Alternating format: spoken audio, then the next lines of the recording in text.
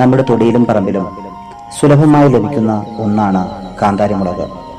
ഇതിന് ഇന്ന് രാജകീയ പരിവേഷമാണ് ഉള്ളത്. കാന്താരിയുടെ ഔഷധ ഗുണം മനസ്സിലാക്കി വിപണിയിൽ പൊന്നും വിലയാണ്. കാന്താരിമുളകിന് തനത് ഗുണങ്ങൾ നൽകുന്ന ക്യാപ്സിനിൽ ധാരാളം ഔഷധ ഗുണങ്ങളുണ്ട്.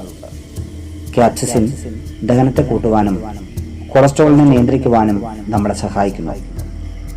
ചീത്ത കൊളസ്ട്രോളായ LDLും ട്രൈഗ്ലിസറൈഡും HDLൽ വ്യത്യാസം വരുത്താതെ കാന്താരി കുറയ്ക്കുന്നു എന്നുള്ളതാണ്.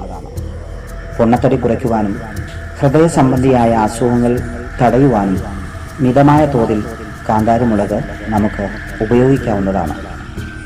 കൊളസ്ട്രോളിന് മാത്രമല്ല, പ്രമേഹത്തിനും കാന്താരി നല്ല ഒരു മരുന്നാണ്.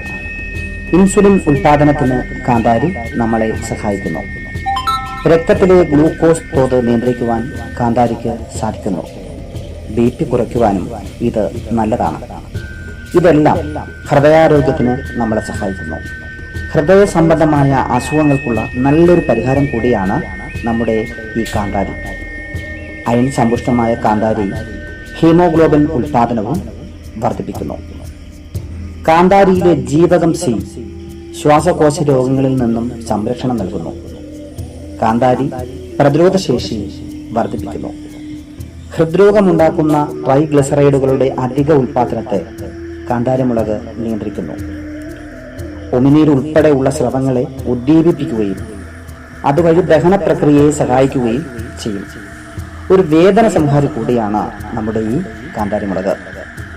വൈറ്റമിനുകളായ A, C, E എന്നിവയാൽ സമ്പുഷ്ടമായ കാന്താരിമുളകിൽ കാൽസ്യം, അയൺ, പൊട്ടാസ്യം, ഫോസ്ഫറസ് എന്നിവയും നല്ല തോതിൽ അടങ്ങിയിട്ടുണ്ട്. ഇൻസുലിൻ ഉൽപ്പാദിപ്പിക്കുവാനും രക്തത്തിലെ പഞ്ചസാരയെ കുറയ്ക്കുവാനും കാന്താരിമുളകിന് സാധിക്കുന്നു. പല്ലുവേദനയ്ക്കും രക്തസമ്മർദ്ദം കുറയ്ക്കുവാനും കാന്താരി ഉപയോഗിക്കാം. ബാക്ടീരിയ, ഫംഗസ് എന്നിവയെ പ്രതിരോധിക്കാൻ കാന്താരിക്ക് കഴിയുമെന്നും പഠനങ്ങളിൽ കണ്ടെത്തിയിട്ടുള്ളതായി പറയപ്പെടുന്നു. കാന്താരിയുടെ അമിത ഉപയോഗം ത്വക്കിൽ പുകച്ചിൽ, ചൊറിച്ചിൽ, പെട്ടെന്നുള്ള അമിത വിയർപ്പ്, കണ്ണു നിറഞ്ഞൊഴുകൽ, മൂക്കൊലിപ്പ്, വായിൽ പുകച്ചിൽ എന്നിവയ്ക്കും വയറിൽ പല വിധത്തിലുള്ള അസ്വസ്ഥതകൾക്കും കാരണമാകുന്നു. അപ്പോൾ നമ്മൾ കാന്താരിമുളക് സൂക്ഷിച്ച് ഉപയോഗിക്കുക. ഗർഭാവസ്ഥയിലും മുലയൂട്ടുന്ന അമ്മമാരിലും സ്ഥിരമായുള്ള കാന്താരിയുടെ അമിതമായ ഉപയോഗം കുട്ടികളിൽ ത്വക്ക് രോഗങ്ങൾക്ക് കാരണമായി മാറപ്പെടുന്നു എന്ന് പറയുന്നു. 2 വയസ്സിൽ താഴെയുള്ള കുട്ടികൾ കാന്താരിമുളക് ഉപയോഗിക്കുന്നത് ദോഷം ചെയ്യും. കിഡ്നിക്കും ലിവറിനും പ്രശ്നമുള്ളവരും അൾസർ ഉള്ളവരും കാന്താരിയുടെ ഉപയോഗം മിതപ്പെടുത്തണം. കാന്താരിമുളക് തനിയെ കഴിക്കുന്നതിനേക്കാൾ മറ്റു ഭക്ഷണങ്ങളിൽ ചേർത്ത് കഴിക്കുന്നതാണ് ഉത്തമം. അപ്പോൾ ഇതൊക്കെയാണ് നമ്മുടെ ചുറ്റുവട്ടത്ത് കാണപ്പെടുന്ന കാന്താരിയുടെ വിശേഷങ്ങൾ.